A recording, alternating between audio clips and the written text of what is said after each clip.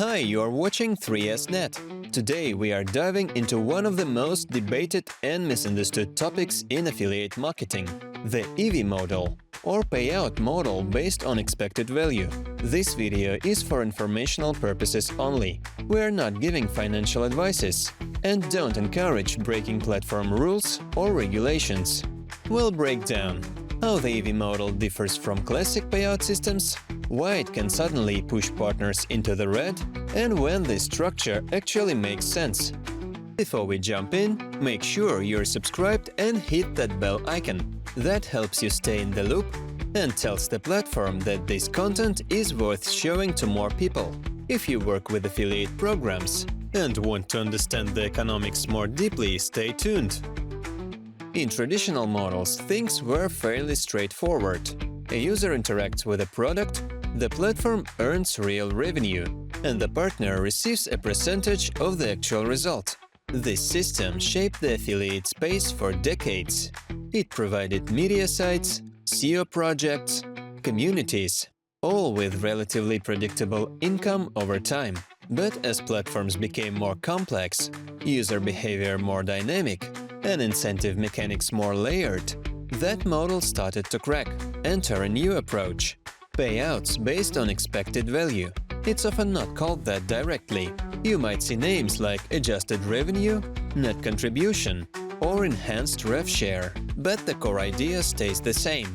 The partner is paid not for what the user actually did, but what they were expected to generate over time, mathematically speaking.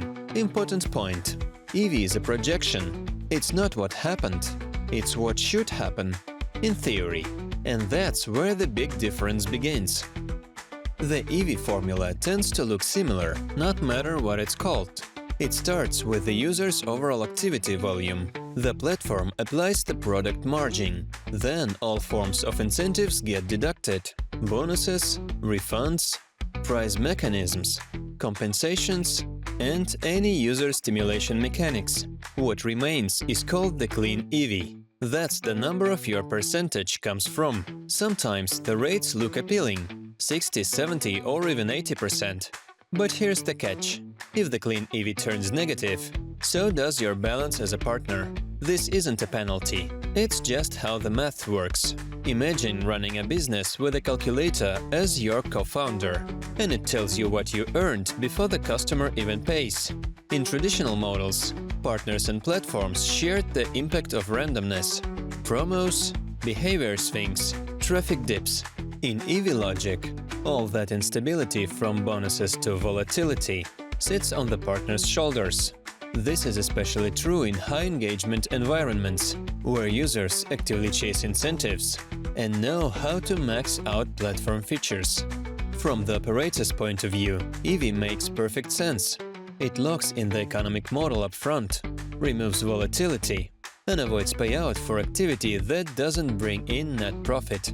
In other words, we'll share what the user was supposed to generate, not what randomly came through. It reduces risk, streamlines automation, and makes forecasting easier. That's why the EV model thrives in environments with clear reporting, high turnover, and layered bonus systems.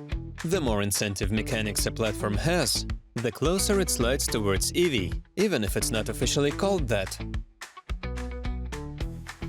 Let's be clear, the EV model isn't a scam or a trap. It's just strict math. And under the right conditions, it can work well.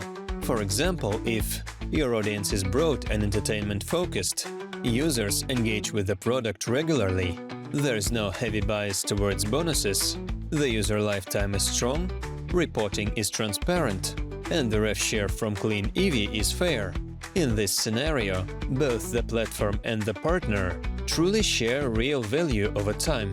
But it can be risky if the audience is bonus-hungry, volumes are erratic, a single high-activity user can throw off the whole month, or you're working with short-term goals. In that case, one outliner can wipe out the results or put your account deep in the red. With EV models, you can't just send traffic and hope. You have to understand the math and read the reports. To sum up, EV isn't magic or manipulation. It's called arithmetic. It protects the platform and puts your volatility on the partner. You can make it work, but only if you know your audience, manage your traffic, and are ready to take on variable earnings. If you care about consistent cash flow, classic models are still your safest bet. You'll find detailed breakdowns, checklists, and tools on 3sNet's website. Link in the description. Thanks for watching. Like, subscribe, and let us know in the comments. Have you already worked with the EV-based programs? What's your experience been like?